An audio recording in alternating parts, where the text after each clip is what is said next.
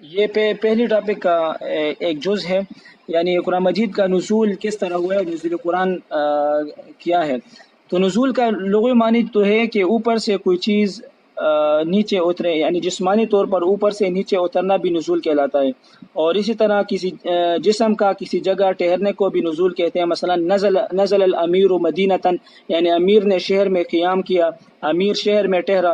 اور اس طرح تعالیٰ فرماتے رب انزلنی منزلا مبارک، یعنی میرے رب مجھے برکت والی جگہ میں ٹھہراؤ۔ تو نزول کے دو معنی ہیں، کسی جسم کا کسی جگہ ٹھہرنے کو بھی نزول کہتے ہیں، کسی جسم کسی چیز کا جسمانی طور پر اوپر سے نیچے اترنا بھی نزول کہلاتا ہے۔ تو نزول قرآن سے کیا مطلب ہے؟ نزول قرآن کا مطلب یہ ہے، یعنی فرشتہ جو حضرت جبریل علیہ الصلوۃ والسلام ہے، جسمانی طور پر آسمان سے نیچے زمین کی طرف اتر آئے ہیں، یا یعنی فرشتے کے طور پر اسے یہ اطلاق کیا گیا ہے۔ قرآن کریم کے تین نزول ہوئے ہیں۔ نزول اول، قرآن مجید پہلی بار اللہ تعالیٰ کے دربار سے لوح محفوظ میں نازل ہوا۔ اللہ تعالیٰ فرماتے بل هو قرآن مجید، بلکہ یہ قرآن مجید ہے فی لوح محفوظ، لوح محفوظ میں۔ تو قرآن مجید کا سب سے پہلے نزول اللہ تعالیٰ کے دربار سے لوح محفوظ میں نازل ہوا۔ دوسرا نزول قرآن مجید کا لوح محفوظ سے آسمان دنیا میں کے مقام بیت العزت کو ہوا، یعنی لوح محفوظ سے آسمان دنیا کے مقام بیت العزت کو میں نازل ہوئی۔ اللہ تعالیٰ فرماتے ہیں شہر رمضان الذی انزل فیہ القرآن، ماہ رمضان وہ مہینہ جس میں قرآن نازل ہوا۔ انا انزلناہ فی لیلۃ مبارکہ، بے شک ہم نے اس قرآن کریم کو برکت والی رات میں نازل کیا۔ اللہ تعالیٰ فرماتے ہیں انا انزلناہ فی لیلۃ القدر، بے شک ہم نے اس قرآن کریم کو شب قدر میں نازل فرمایا۔ ان آیتوں میں برکت والی رات اور قدر والی رات سے ایک ہی رات مراد ہے۔ نزول اول اور نزول دوم سے دفتن اور کے اخبار کی نزول مراد ہے، یعنی پہلے نزول بھی جب اللہ تعالیٰ کے دربار سے لوح محفوظ میں ہوا تو اس میں بھی قرآن مجید ایک بار نازل ہوا، یعنی تمام قرآن مجید ایک بارگی کے طور پر نازل ہوا۔ دوسرا نزول جب لوح محفوظ سے مقام بیت العزت آسمانی دنیا میں ہوا، اس میں بھی ایک یکبارگی کے ساتھ نازل ہوا، ایک بار سارا قرآن مجید نازل ہوا۔ اس کے بعد آسمانی دنیا سے رسول اللہ صلی اللہ علیہ وسلم پر مختلف دور میں مختلف اوقات میں مختلف ضروریات کی بنا پر تھوڑا تھوڑا تدریجاً رسول اللہ صلی اللہ علیہ وسلم پر نازل ہوتا رہا، اور بواسطہ جبریل علیہ الصلوۃ والسلام۔ تو یہ قرآن مجید کا تیسرا نزول ہے۔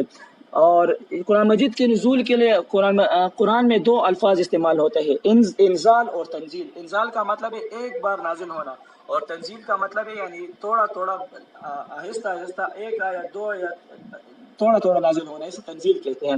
تو قرآن مجید کے تین نزول ہیں۔ پہلے نزول اللہ تعالیٰ کے دربار سے لوح محفوظ میں، دوسرا نزول لوح محفوظ سے آسمانی دنیا مقام بیت العزت میں، تیسرا نزول مقام بیت العزت سے رسول اللہ صلی اللہ علیہ وسلم کے قلب مبارک پر حضرت جبریل علیہ السلام کے واسطے سے 23 سال میں مکمل ہوا۔ سب سے پہلے نازل ہونے والے آیات اقرأ باسم ربک الذی خلق، خلق الانسان من علق ہے، یعنی سورۃ العلق کی آیات ہے۔ اور سب سے آخری نازل ہونے والی آیات جو ہے وہ الیوم اکملت لکم دینکم واتممت علیکم نعمتی ورضیت لکم الاسلام دینا، یہ ہے۔ اور قرآن مجید کا نزول دو حصوں میں تقسیم ہے، ایک مکی اور ایک مدنی۔ مکی دور قرآن مجید کا وہ دور ہے جو ہجرت سے پہلے نازل ہوئی، یعنی یہ دور کل 12 سال 5 ماہ اور 12 دن کا زمانہ ہے۔ اور مدنی دور یہ ہے کہ رسول اللہ صلی اللہ علیہ وسلم پر وہ آیات وہ قرآن جو ہجرت کے بعد نازل ہوئی، اسے مدنی دور کہتے ہیں۔ اور یہ حصہ یہ 9 سال 9 ماہ اور 21 دن پر یہ 9 دن بنتا ہے، اور یہ مدنی دور ہے۔ مکی و مدنی صورتوں کی تعداد میں علماء کرام کے مختلف رائے ہیں۔ علماء نے لکھا ہے کہ 20 صورتیں بالاتفاق مدنی ہیں، اور 12 صورتوں میں اختلاف ہے کہ مکی ہے یا مدنی ہے۔ ان کے علاوہ باقی تمام صورتیں مکی ہے جن کی تعداد 82 بنتی ہے، اور اس طرح یہ مختلف فیہ ہیں۔ علامہ زرکشی نے مختلف فیہ صورتوں کو بھی تحقیق کر کے تقسیم کیا ہے۔ ان 12 صورتوں میں انہوں نے 9 کو مدنی اور 3 کو مکی قرار دیا ہے۔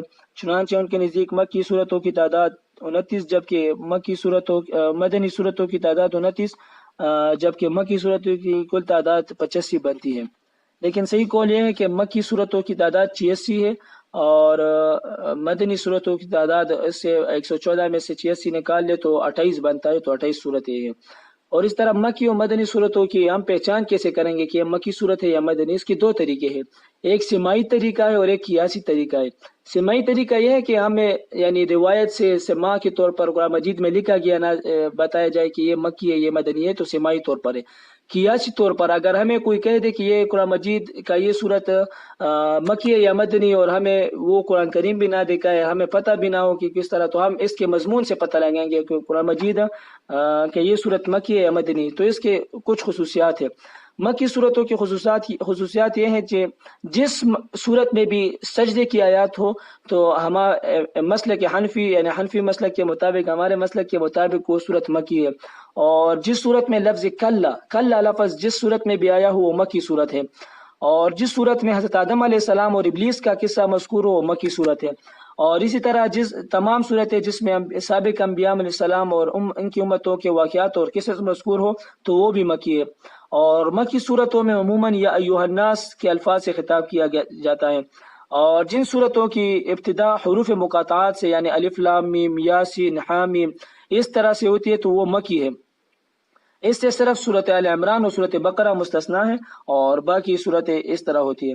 اور یہ مکی صورتوں کی کچھ خصوصیات ہیں۔ اس طرح مدنی صورتوں کی بھی کچھ خصوصیات ہیں۔ مدنی صورتیں ہر وہ صورت جس میں جہاد کا اذن اور احکام بیان ہوتے ہیں تو وہ مدنی صورت ہے۔ اور وہ صورت جس میں حقوق و فرائض، حدود اور تمدن، اجتماعی و بین الاقوامی قوانین کا ذکر ہو تو وہ مدنی صورتوں کی علامت ہے۔ ہر وہ صورت جس میں منافقین اور اہل کتاب سے مجادلہ ہے وہ مدنی ہے۔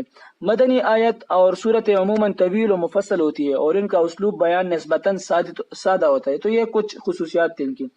اس طرح علوم القرآن سے کیا مراد ہے، یہ ایک سب ٹاپک ہے اس ٹاپک کے مین ٹاپک کے نیچے کہ علوم القرآن سے کیا مراد ہے۔ حضرت شاہ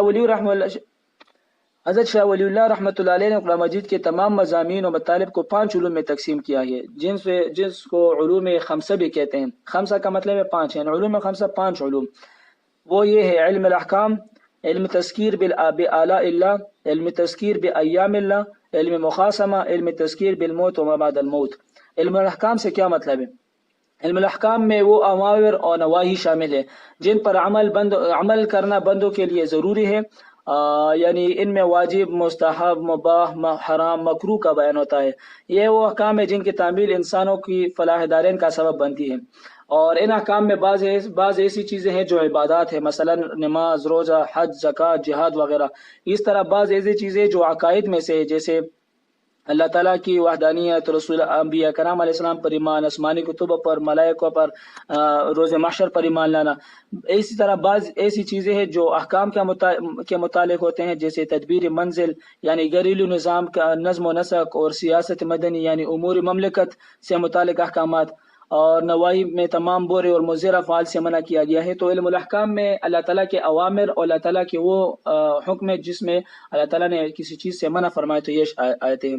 علم تذکیر بآلاء اللہ سے مطلب یہ ہے کہ وہ نعمتیں جو اللہ تعالیٰ نے اپنے بندوں پر کی ہے تاکہ وہ بندے وہ ان نعمتوں کو یاد کرے۔ اللہ تعالیٰ کی زمین اور آسمان، جملہ مخلوقات کی پیدائش اور کائنات میں جتنی تمام نعمتیں اس کے لیے ودیعت اور رکھی گئی ہے اس میں سوچ کرے، اس کو یاد کرے اور پھر اللہ تعالیٰ کی عبادت میں لگ جائے۔ علم تذکیر بایام اللہ کا مطلب یہ ہے کہ اللہ تعالیٰ نے جو تاریخی واقعات اور حوادثات قرآن مجید میں نازل فرمائے ہیں، یعنی اس سے عبرت پکڑے کہ جن لوگوں نے اپنے نبی پر اور نے اللہ تعالیٰ کی وحدانیت کا اقرار کیا ہے اور ان کو مانا ہے کہ اللہ تعالیٰ نے ان کو کس طرح انعامات سے نوازا ہے، اور جن لوگوں نے اس سے انکار کیا ہے تو اس کو اللہ تعالیٰ نے کس طرح سخت عذابیں دی ہے۔ تو علم تذکیر بایام اللہ کا یہ مطلب ہے۔ علم مخاصمہ کا مطلب ہے علم مناظرہ، یعنی وہ علم جس میں مباحثہ کی جاتی ہو، بحث کی جاتی ہو۔ 4 گمراہ فرقوں سے قرآن مجید میں مناظرہ و مباحثہ ہوتا ہے، ایک یہودی، نصارہ، مشرکین و منافقین۔ اس سے بحث و مخاصمت کا ذکر ہے، تو یہ آیت علم مخاصمہ کہلاتی ہے۔ علم تذکیر بالموت و ما بعد الموت کا مطلب ہے یعنی موت اور اس کے بعد آنے والے جتنے واقعات ہیں، مثلا قبر کی زندگی، حشر کے وقت، مرتے وقت انسان کی بے بسی اور بیچارگی، فرشتوں کا ظاہر ہونا، موت کے بعد جنت اور دوزخ پیش کرنا۔ اس طرح وہ میزان اعمال نامے کا دائیں یا بائیں ہاتھ میں ملنا، مومنوں کا جنت میں اور کافروں کا دوزخ میں داخلہ، جنت کی نعمتوں اور دوزخ کے مختلف قسم کے عذابوں کا ذکر اس علم میں شامل ہے۔ تو قرآن کریم کے علوم میں سے اگر ہم 5 مضامین لے لیں، علم الاحکام، علم تذکیر بآلاء اللہ، علم تذکیر بایام اللہ، علم مخاصمہ، علم تذکیر بالموت و بعد الموت، تو اسے ان 5 کو علوم خمسہ کہتے ہیں۔ علوم القرآن سے یہ 5 علوم مراد ہیں۔ والسلام۔